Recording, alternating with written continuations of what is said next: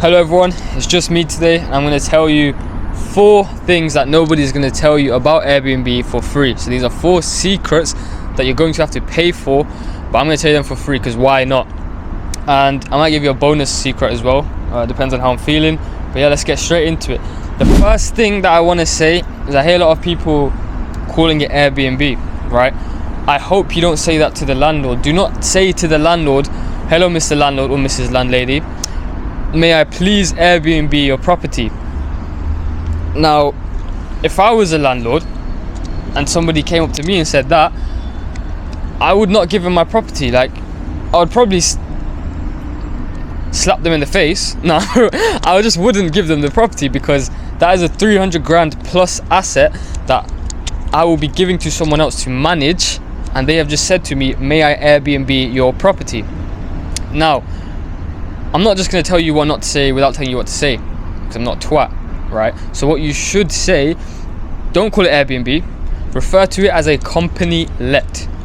So this instantly shows the landlord, first of all, they've heard Airbnb, they've heard it all before, they've heard plenty of people come up to them saying, can I Airbnb your property, I'm going to put your property on Airbnb, make you whatever. They've heard it all before. So you first of all, you want to stand out from the crowd, and the way you can do that is by referring to it as a company let.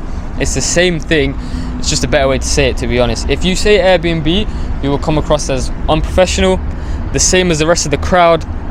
And another thing is landlords refer, or when they hear Airbnb, their head instantly goes to like parties and stuff like that, because that is what Airbnb is known for, unfortunately. Don't know why it's called the Airbnb method, it just is.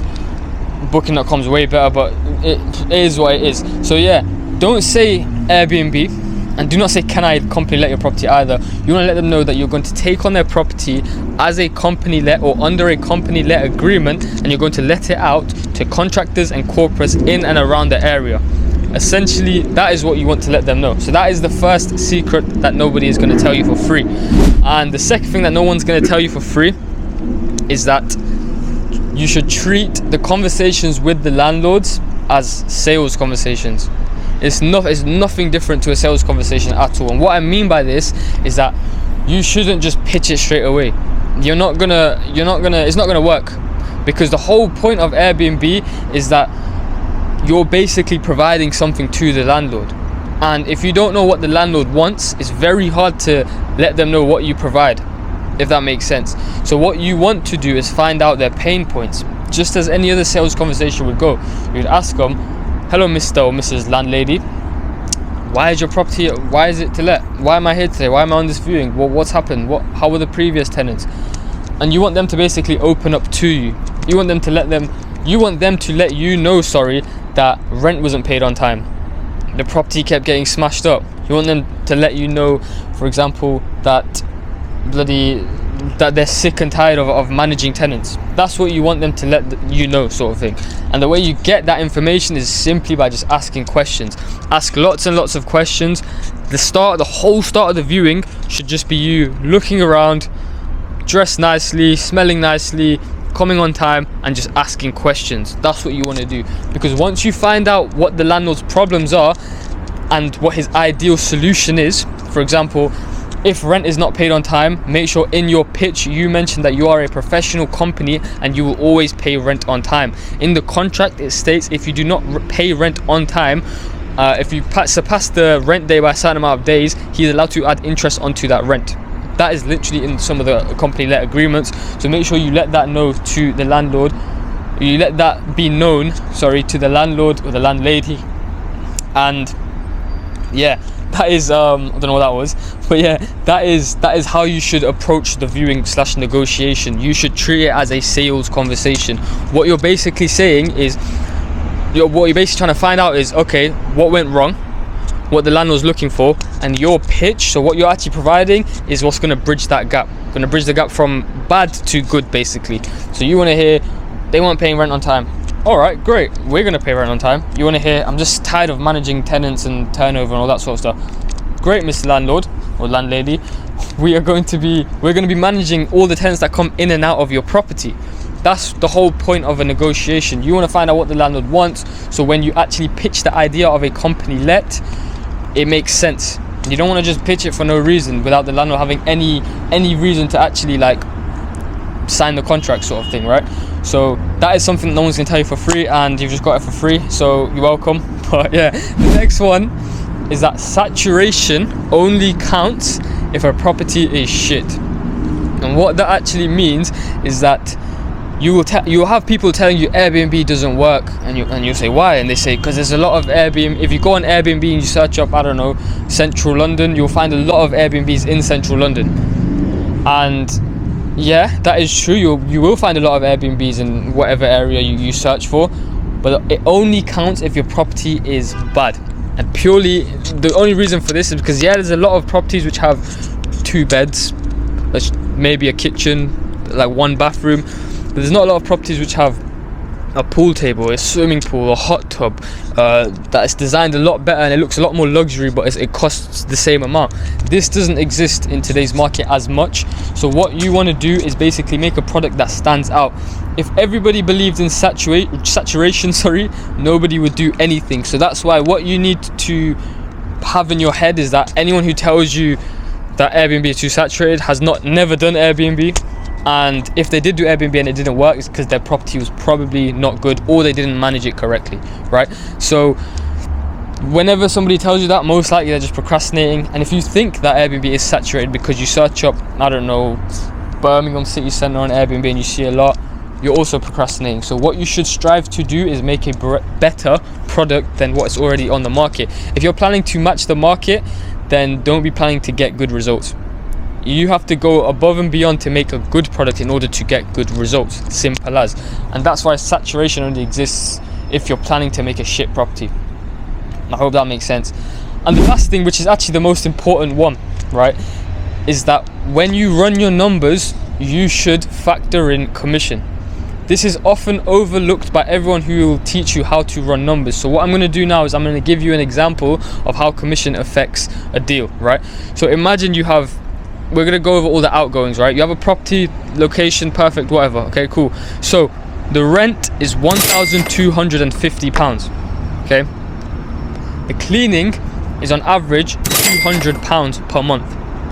The council tax is £150 per month. The bills are also £150 per month. And the subscriptions, which include like Ring, Netflix, all them sort of Amazon Prime, all that stuff, adds up to about £50, right? So altogether your outgoings are around £1,800, okay? And that is a high rent. So if that is your rent, depending on the area, you probably shouldn't take on that property, but we'll get it, but story for another day. But yeah, so what is often said, and this is true, and this is a rule that we follow as well as Airbnb hosts, and that rule is that if a property from the numbers breaks even at 50%, it is a good deal. If it doesn't, it's not a good deal. Don't take it on. So if the nightly rate for this particular area of the deal that I was just speaking about, if the average nightly rate is £120, what that means is that when 50% of the month has gone by and it's been booked 100% of that 50%, if that makes sense. So if it's been booked for 15 days of a month, you will make £0, because 15 times 120 is 1,800. So your outgoings will be covered literally just by your income. So that would technically be classed as a good deal on paper, right? However, if you factor in commission, so you have that £1,800 that you've made from 15 nights of it, when it goes out at £120 a night. If you factor in 15% that will be gone to Airbnb or Booking.com or whatever, you actually be in a £270 loss at 50%, and you will only break even closer to 60%. And you can see clearly how that went from a good deal to a bad deal or not so good deal just from factoring in commission. That is exactly right. You should factor in commission when you are running your numbers. People online will tell you or they won't tell you, they just won't do that, and they'll tell you once you pay that you should do that. But I'm just gonna tell you for free because why not?